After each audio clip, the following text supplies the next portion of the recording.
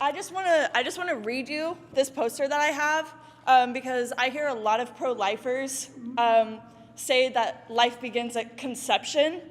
So my poster reads, "Life begins when you understand living women matter more than potential babies."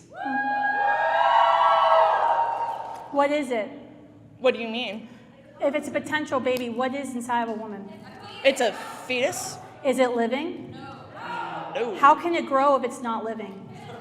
Actually, that's like saying if an acorn is a tree. When does the fetus become living?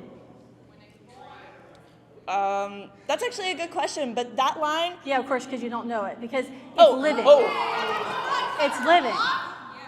How about you let her speak? You're fundamentally denying science to validate your opinion. You actively deny science, ma'am. How am I denying? What science did I deny, Darby? Okay, so let's look at some posters over here. But you don't have to be here. I need you to tell me what science. You just made an accusation that I denied science. What science did I deny? That it's a child inside of you. It is a clump of cells when I'm a clump of cells. What makes me different? That you were born? You were born. So you don't, what you're arguing is that anything that is not born is not valuable of life. I did not say that.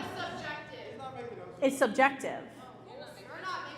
So when does a child or fetus or clump of cells, whatever you want to call it, when does this clump of cells or fetus become living? When it can sustain its own life. But when is that? When is the sustainability? No, when is sustainability? 21. About like 30 weeks to born, like 24, 30. Because how do you sustain life? Like my newborns aren't sustainable. You can't just have a newborn and they just like live on their own, right? Right. They're not sustainable. They need help and assistance to survive. So is a newborn not worthy of life? Is a newborn not worthy of life? I do have one thing to say to you. How is it that when my mom was in college 30 years ago, she was protesting the exact same thing that me and these wonderful other women and men on this side have been protesting? How is it? Why?